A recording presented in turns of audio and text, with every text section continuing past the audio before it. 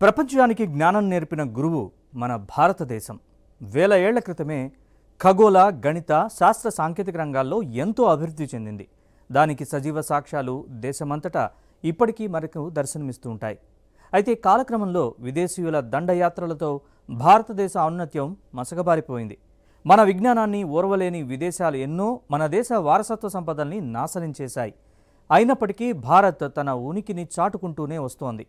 అలాంటి ఓ చారిత్రక సంపదే నలంద విశ్వవిద్యాలయం. తాజాగా నలంద విశ్వవిద్యాలయాన్ని సందర్శించిన భారత ప్రధాని మోదీ విశ్వ జ్ఞాన కేంద్రంగా భారత్ని తిరిగి నిలపడమే తన లక్ష్యమని ప్రకటించడంతో నలందకు సంబంధించిన చరిత్రపై మరోసారి చర్చ మొదలైంది.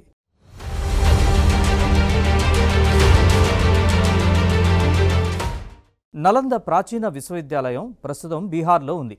నలంద అంటే సంస్కృతంలో జ్ఞానాన్ని ఇచ్చేది అని అర్థం. చైనా తీర్థయాత్రికుడైన హుయాన్సాంగ్ నలంద పదానికి వివిధ వివరణలు ఇచ్చాడు. ఇది పాట్నాకు ఆగ్నేయంగా 55 మైళ్ల దూరంలో ఉంది. ఈ విశ్వవిద్యాలయం సామాన్య శకం 427 నుంచి సామాన్య శకం 1197 వరకు బౌద్ధ విజ్ఞాన కేంద్రంగా ఉండేది. ఇది లిఖిత చరిత్రలో ప్రపంచంలోని తొలి విశ్వవిద్యాలయాల్లో ఒకటి. బుద్ధుడు చాలాసార్లు నలంద చుట్టుపక్కల ప్రాంతాల్లో తిరిగాడని, అక్కడ కొన్ని రోజులు ఉన్నాడని అంటారు. నలంద ప్రపంచంలోనే మొట్టమొదటి ఆవాస విశ్వవిద్యాలయం. అంటే ఈ విద్యాలయంలో విద్యార్థుల కోసం పెద్ద పెద్ద వసతి గృహాలు ఉండేవి.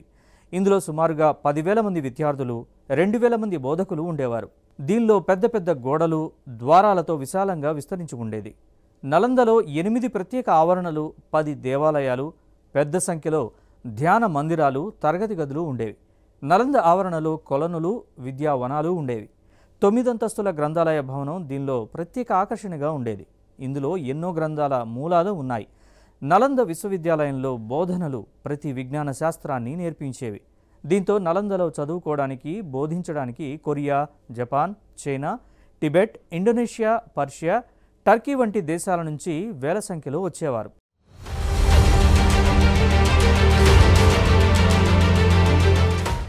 విజ్ఞాన భాండాగారంగా విలసిల్లుతున్న నలంద విశ్వవిద్యాలయంపై శత్రుమూకల కళ్లు పడ్డాయి. విజ్ఞానాన్ని ఎలాగైనా నాశనం చేయాలనే ఉద్దేశంతో సామాన్య శకం 1193లో అంటే 12వ శతాబ్దంలో నలంద విశ్వవిద్యాలయ సముదాయాన్ని బఖ్తియార్ ఖిల్జీ నాయకత్వంలో తురుష్క సేనలు దండెత్తి కొల్లగొట్టాయి.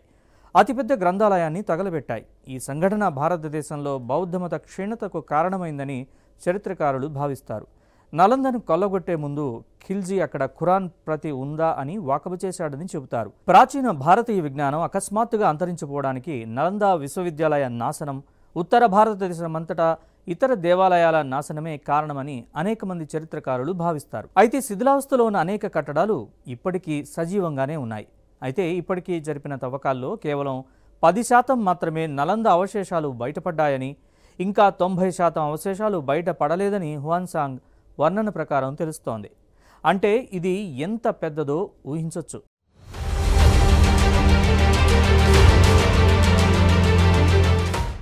ఇదిలా ఉంటే నలంద విశ్వవిద్యాలయం 2014 సెప్టెంబర్ 1న తిరిగి ప్రారంభించారు. భారత ప్రాచీన విజ్ఞానానికి కేంద్ర బిందువు అయిన ఈ విశ్వవిద్యాలయం 12వ శతాబ్దంలో విదేశీయుల దాడులతో పూర్తిగా ధ్వంసమైంది. 2006లో అప్పటి రాష్ట్రపతి అబ్దుల్ కలాం సూచనల మేరకు విశ్వవిద్యాలయాన్ని తిరిగి నిర్మించాలని కేంద్రం నిర్ణయం తీసుకుంది. ఇప్పుడు మళ్లీ నలందకు పూర్వ వైభవం తెస్తామని ప్రధాని మోదీ చెప్పుకొచ్చారు. పుస్తకాలు తగలబెట్టవచ్చు, కానీ జ్ఞానాన్ని కాదు అనేందుకు నలంద అస్తిత్వమే తిరుగులేని నిదర్శనమని ఆయన అన్నారు. భారత్ను విశ్వజ్ఞాన కేంద్రంగా నిలపడంలో భాగంగా ఇప్పటికే తమ ప్రభుత్వం చర్యలు చేపట్టిందని వివరించారు.